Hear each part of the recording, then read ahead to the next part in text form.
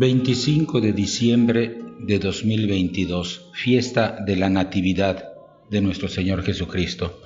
Para esta fiesta tan importante de la Navidad, la liturgia prevé 4 diferentes esquemas de lecturas: la misa vespertina de la vigilia, la misa de medianoche, la misa de la aurora y la misa del día, que corresponde al domingo 25 de diciembre. Nosotros haremos comentarios solamente de la misa del día. Las lecturas de este domingo 25 de diciembre están tomadas, la primera lectura del libro del profeta Isaías, en el capítulo 57, versículos del 2 al 10. La segunda lectura está tomada de la carta a los Hebreos, capítulo 1, versículos del 1 al 6. Y el Evangelio está tomado de San Juan, capítulo 1, versículos del 1 al 18. Como hacemos cada domingo, tomamos en nuestras manos nuestra Biblia o nuestro misal, hacemos una primera lectura atenta y pausada de los 3 textos y pasamos a escuchar los comentarios.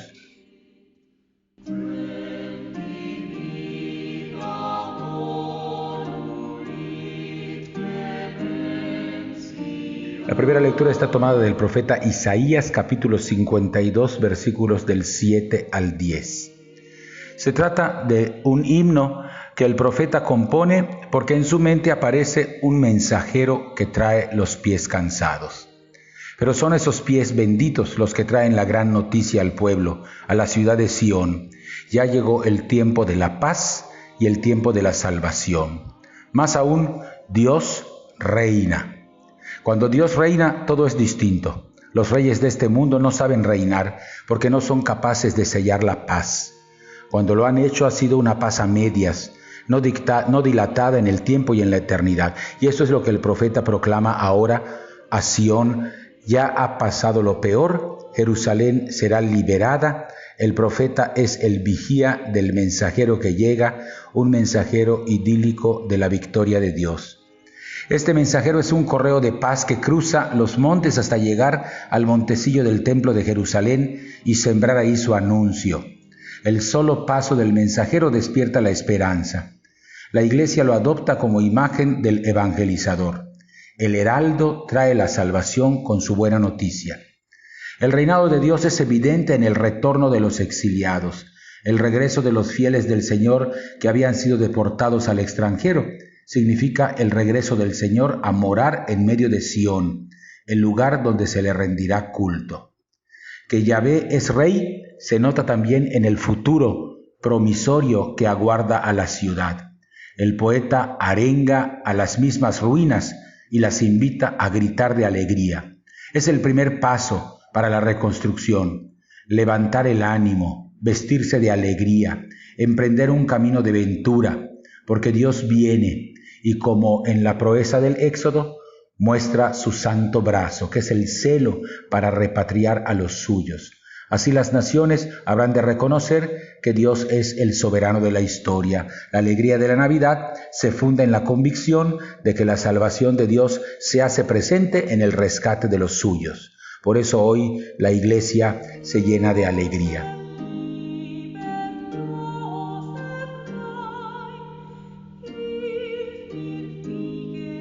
La segunda lectura está tomada de la carta a los Hebreos, capítulo 1, versículos del 1 al 6. Este famoso exordio o principio de la carta a los Hebreos está magníficamente construido. Se trata de un texto de altos vuelos teológicos. Es la introducción a la carta. No sabemos quién es el autor de la carta. La densidad de la frase inicial no quita sentimiento a lo que aquí expresa. Antes, Dios había hablado por los profetas. Si tenemos en cuenta el texto de la primera lectura, todo cobra mayor sentido. Los profetas son extraordinarios, son poetas creativos, renovadores, no se conforman con la situación. Pero lo que va a suceder ahora es mucho más de lo esperado. Los profetas tenían visiones, ilusiones, deseos, pero ahora Dios quiere tener una nueva forma de comunicarse con nosotros, una forma mucho más audaz. Es su Hijo. Jesús es quien nos habla de Dios y quien nos hace hablar con Él. ¿Y por qué todo es distinto? porque el Hijo es el heredero de todas las cosas. Y lo que Él nos diga, eso es lo que nos dice el mismo Dios. Los profetas incluso podrían equivocarse, y de hecho algunos no acertaron en sus juicios. Pero Dios ha pensado que esto necesita una decisión más determinante. La humanidad debe sentir la misma voz de Dios, y la voz de Dios es la voz de su Hijo. Esta es la alta cristología que nos ofrece la carta a los hebreos. En la liturgia cristiana, el misterio de la resurrección de Jesús y de la Pascua ilumina toda la vida de Jesús, pero arranca en este momento de su encarnación y en su nacimiento.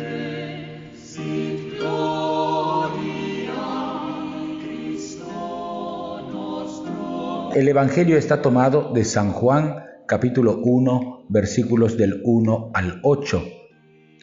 Leemos en el Evangelio de hoy con inmenso regocijo este himno con el que inicia el Evangelio de San Juan. Es un himno que nos hace contemplar a Cristo Jesús y nos presenta el itinerario que el enviado divino ha tenido que cumplir. De esta manera se nos revela la identidad profunda de Jesús y la obra de revelación que Él ha llevado a cabo. El primer parágrafo del himno descubre la identidad profunda de aquel que es la palabra. La palabra de Dios pertenece al ámbito divino. La palabra de Dios es mediadora de la creación. Dos términos la caracterizan en relación con la humanidad. La palabra es vida y es luz. También aquí se insinúa una especie de lucha en la que las tinieblas no han podido sofocar a la luz. Por oposición, cabe deducir que el instrumento de las tinieblas es la mentira y su consecuencia es la muerte. El siguiente parágrafo nos muestra al testigo de la palabra. Es Juan el Bautista. Él forma parte del entramado de la salvación del pueblo de Dios. Su testimonio en favor de la luz está sellado con lo que sabemos del destino de Juan, que no solo predicó, sino que tuvo que pagar con su vida su fidelidad a la luz, por denunciar la mentira y la tiniebla de Herodes. Es preciso mirar a Juan Bautista para comenzar a entender lo que la vida y la luz significan para la vida humana. El tercer momento del himno habla de la venida de la palabra como una luz para la humanidad. Provocará reacciones encontradas, pues unos la recibirán y otros, los suyos, los más cercanos, la rechazarán.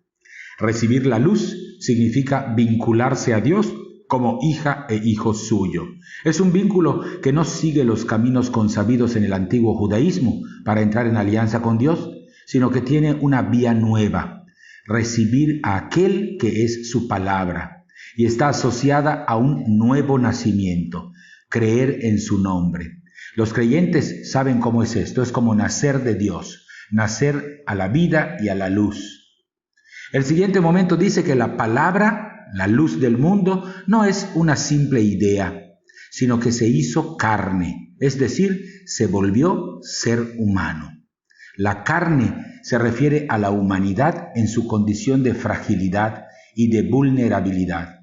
Esto devino en la palabra. Solo que enseguida encontramos un par de frases que nos resultan inauditas. Esa carne de Logos, ese verbo de Dios, ha dejado ver la gloria de Dios.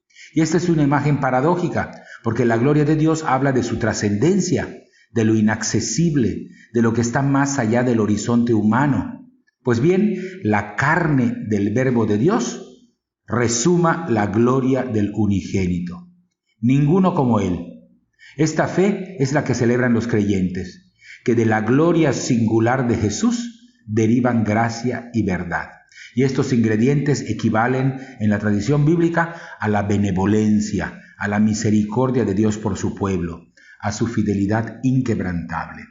En Jesús de Nazaret es que los creyentes percibimos la gloria de Dios, su entrañable misericordia hacia la humanidad que habita en tinieblas y su permanente fidelidad a sus promesas de salvación.